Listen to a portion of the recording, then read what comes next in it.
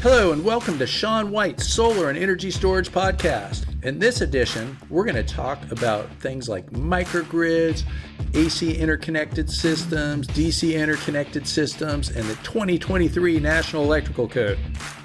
So to start off, let's just get into the microgrids.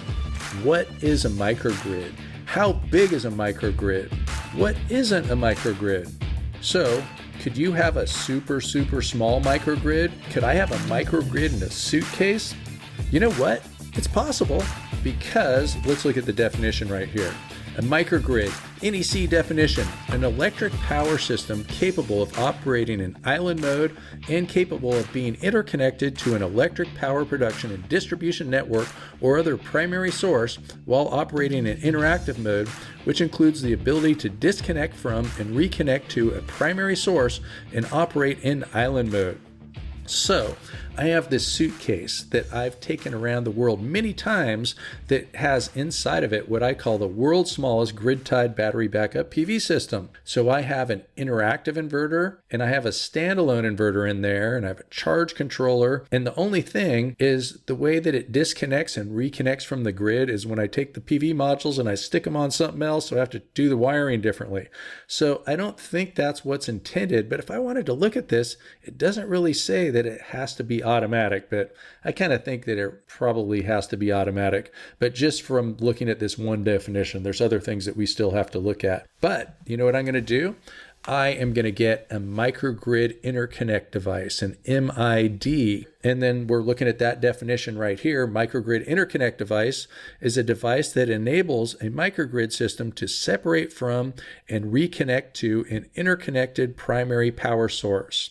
So I'm going to do that for my suitcase, and then I will have the world's smallest grid-tied battery backup PV system that is a microgrid. How about that? And I will probably be in the Guinness Book of World Records. I'll probably win some awards and all that kind of stuff, right? That sounds like a lot of fun. And let's talk a little bit now about some things that we're going to see in Article 705. And so one of the things that they did in the 2023 NEC is in 705, Article 705, they took some of the stuff that used to be in Article 690, and it was those informational diagrams. Remember Article 690, that's photovoltaic systems. You looked at the beginning and had AC and DC coupled systems. And so now, if we are looking at the beginning of Article 705, we have 705.1 informational note figures. These pictures, they're just informational pictures. They're not pictures that are like hard code stuff. They're just for your information. And so it says DC interconnected example. And so instead of calling it a DC coupled system, it's now called a DC interconnected system. So DC interconnected, and that picture is pretty much the same as it used to be back in the previous versions of the NEC, except inside of the multi-mode inverter, there is a microgrid interconnect device. And it's in the inverter. And you know what? It always was there with those old style multi-mode inverters. If you went back to when they first connected PV to the grid in the United States of America, when we first did that, it used to actually even be illegal. We would have guerrilla solar people that were illegally spinning their meters backwards. That's right. Remember those meters that spun and they could spin those little discs backwards? So they were connecting to the grid, and what was happening is they had to go buy a battery, even if they didn't even want to use it, if they wanted to backfeed the grid, because they would probably get one of these old trace inverters. Remember those trace inverters back from in the day? And there go from a long lineage, big old family tree that includes Hart, then Trace, then Xantrex, then Schneider, and a couple of cousins would include Outback and Midnight. And those older inverters, they would have two AC outputs. And one of those AC outputs would go to the grid and do anti-islanding, and the other one would be for your backed up loads, and it would go into island mode when the grid went down. And we still have inverters that have those two AC outputs like that. I mean, there's a ton of them out there, actually. One that I see a lot of at the solar shows these days is the Solarc, and you can look at a lot of other inverters and things that do that too. There's a ton of them out there that have 2 AC outputs. But a lot of these other inverters too now, they're making it a separate microgrid interconnect device that's not inside of the inverter. So we've separated it out there. Tesla calls it the gateway. Everybody's got one. Solar Edge, Enphase, they have these different microgrid interconnect devices, and they are now separate from the inverter. And so that brings us to the next image that they have over there at Article 705, 2023 National Electrical Code. And I'm just going to visualize it for you here, see what we have. We have a bunch of inverters, and one of them has energy storage going to it, and the other inverters just have power source going to it. And these inverters are all connected together, and then there is a microgrid interconnect device between this AC grid, this microgrid, and the regular grid. And that is an AC microgrid that we have there. And we can have all these inverters working and talking to each other even when the grid is down, because that microgrid interconnect device signals that energy storage inverter to become the new primary power source. And then that is like the drummer, the bass player doing the frequency, doing the voltage, getting that rhythm just right, that 60 hertz thing going on. And then all those interactive inverters can work with that energy storage system. And something that's kind of cool? It's called frequency regulation.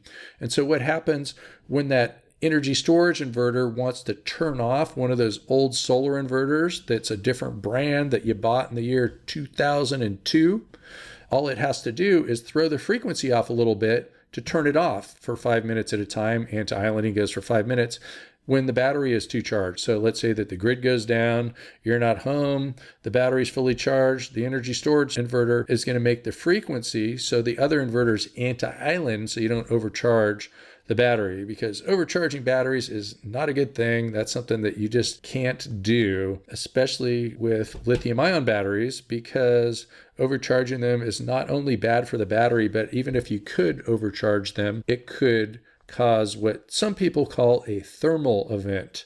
And we don't want to get into that because it might make our industry look bad, and we don't want to do that. So we've been talking about microgrids here, these little grids.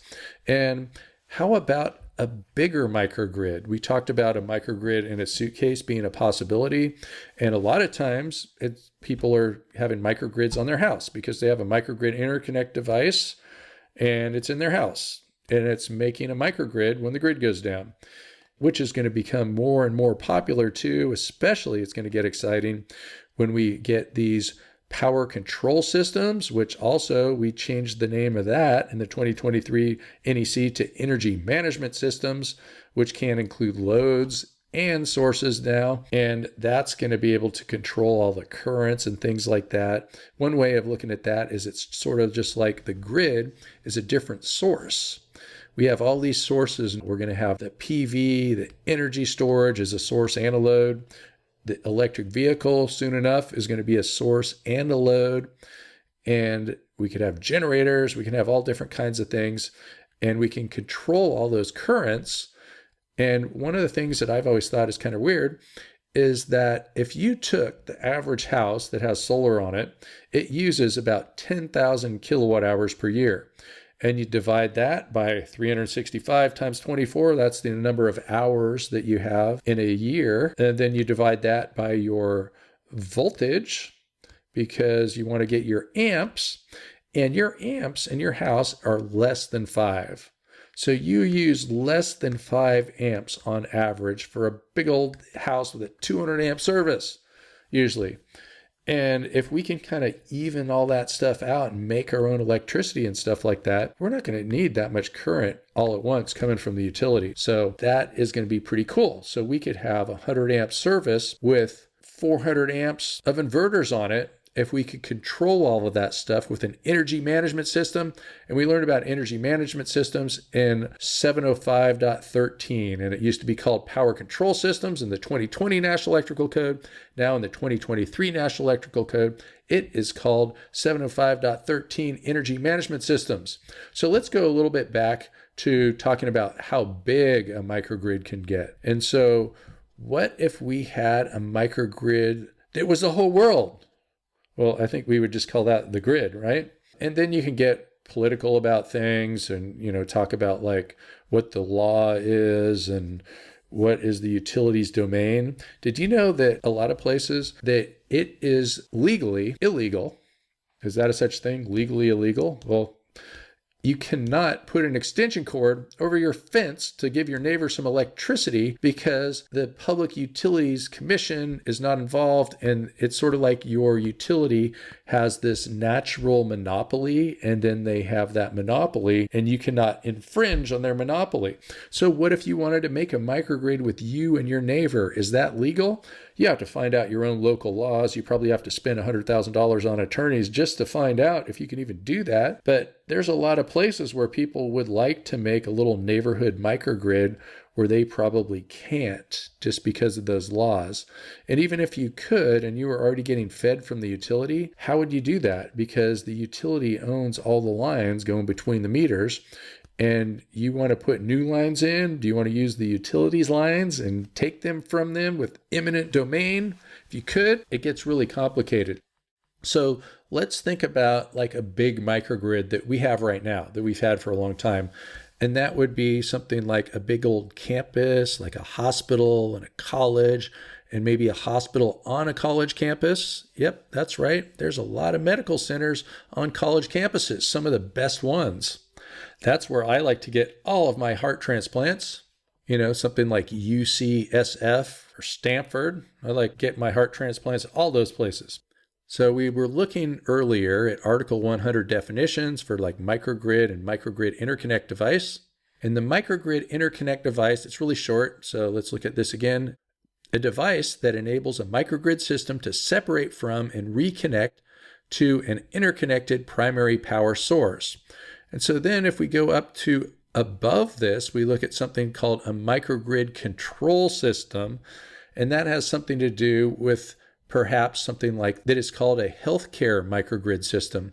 And I like to think of this healthcare microgrid system would be a lot like a college campus microgrid system. And it says a group of interconnected loads and distributed energy resources within clearly defined boundaries that acts as a single controllable entity with respect to the utility. And so if you're going to have this big old huge microgrid that's like a healthcare or campus or something like that, or your big old factory where you're building batteries or airplanes, a giant government building, a resort, a big old yoga ashram, whatever you're into.